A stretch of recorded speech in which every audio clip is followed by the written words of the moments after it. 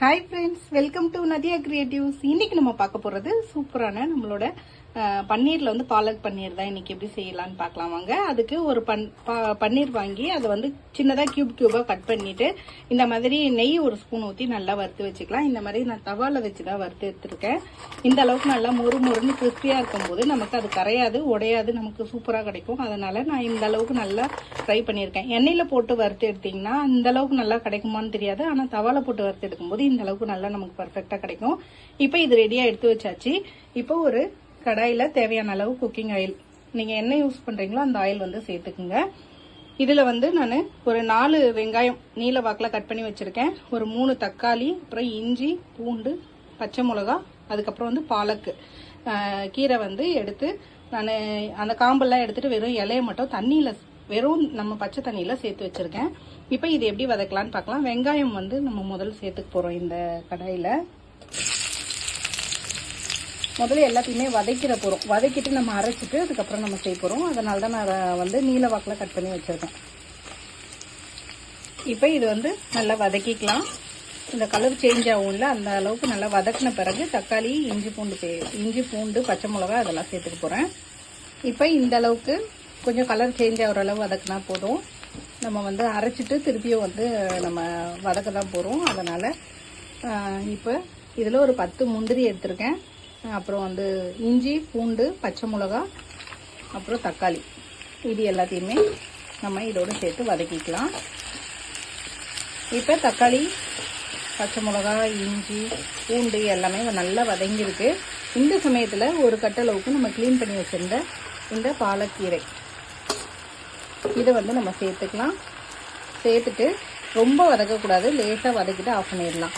ஏன்னா colour change ஆகிடும். அதுக்காக சும்மா லைட்டாக சூடு படுற மாதிரி ஒரு 2 மினிட்ஸ் வதக்கிட்டு ஆஃப் பண்ணிவிட்டு எப்படி இருக்குன்னு பார்க்கலாம்.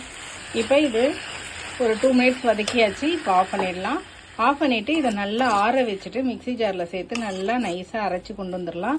உங்களுக்கு வதக்க விருப்பம் இல்லைன்னா சுடுதண்ணியில் போட்டு கூட எடுத்துகிட்டு அப்படியே சேர்த்துக்கலாம். நான் வந்து கொஞ்சம் வதக்கினா அந்த பச்சை வாசம் போகும், கொஞ்சம் கசப்பு இல்லாமல் இருக்கும் அப்படின்றதுக்காக நான் கொஞ்சம் வதக்கியிருக்கேன்.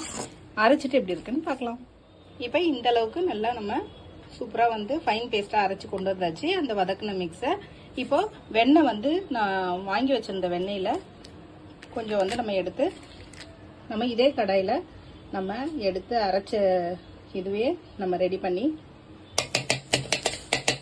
வெண்ணெயை வந்து சேர்த்துக்கலாம்.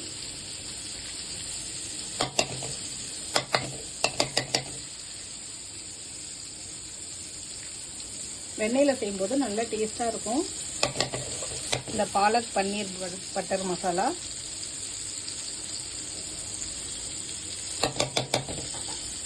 இப்போ இதில் நம்ம இந்த அரைச்ச விழுதை அப்படியே சேர்த்துக்க போகிறோம். இப்போ இந்த பட்டர் வந்து நல்லா மெல்ட் ஆயிடுச்சு. இப்போ நம்ம அரைச்சி வச்சுருந்த இந்த பேஸ்ட்டை வந்து நம்ம சேர்த்துக்கலாம். இப்போ இது எல்லாம் ஊற்றி நல்லா மிக்ஸ் பண்ணிக்கலாம். இந்த பட்டரோட இந்த மசாலாலாம் இதில் கொஞ்சம் தேவையான அளவு நம்ம உப்பு சேர்த்துக்கலாம். நம்ம வதக்கும் போது எதுக்கும் உப்பு சேர்க்கல. இந்த கிரேவிக்கு தேவையான அளவு உப்பு நம்ம வந்து சேர்த்துக்க போகிறோம்.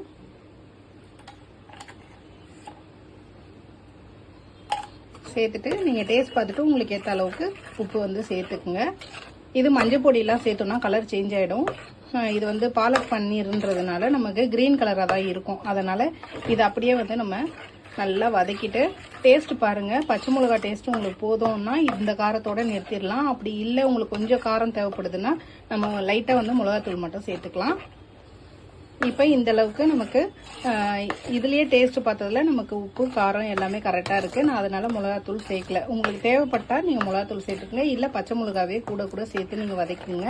நான் வந்து இதுக்கு 5 பச்சை மிளகா வச்சேன். இது எனக்கு கரெக்டாக இருந்தது இந்த அளவுக்கு. நான் இப்போ வந்து இது கொதிக்கிறதுக்குள்ள நம்ம இந்த வறுத்து வச்சிருந்த பன்னீரை வந்து சேர்த்துக்கலாம். சேர்த்துட்டு நல்லா வந்து நம்ம கலந்து கொடுத்துக்கலாம். நல்லா வந்து வெந்து கிடைக்கும். அதுக்காக தட்டு போட்டு மூடி ஒரு 10 நிமிஷம் நல்லா வேகட்டும். இது மேலே வந்து கொத்தமல்லி லைட்டாக நம்ம தூவிக்கலாம். ஈஸியான சூப்பரான நல்லா நம்மளுடைய பாலக் பன்னீர் ரெடி ஆகிட்டே இருக்குது. தட்டு போட்டு மூடி நல்லா வேக வச்சு ஒரு 10 நிமிஷம் கழிச்சு எப்படி இருக்குன்னு பார்க்கலாம். இப்போ நம்மளோட பாலக் பன்னீர் ரெடி ஆயிடுச்சு. இதேமாரி நீங்களும் செஞ்சு பாருங்கள். செஞ்சு பார்த்துட்டு கண்டிப்பாக கமெண்டில் எப்படி இருக்குன்னு சொல்லுங்கள். நான் வந்து இன்னைக்கு வந்து பரோட்டா செஞ்சுருக்கோம். பரோட்டாக்கு சைட் டிஷ்ஷாக இந்த பாலக் பன்னீர் வந்து ரெடி பண்ணியிருக்கேன். இதே மாதிரி நீங்களும் செஞ்சு ரெடி பண்ணி சாப்பிட்டு பார்த்துட்டு எப்படி இருக்குன்னு கமெண்ட்ல சொல்லுங்க. உங்களுக்கு பிடிச்சிருந்தா லைக் பண்ணுங்க, ஷேர் பண்ணுங்க, கமெண்ட் பண்ணுங்க, சப்ஸ்கிரைப் பண்ணுங்க. பக்கத்துல பெல் ஐக்கான் பட்டனை பிரஸ் பண்ண மறந்துடாதீங்க. தேங்க்யூ.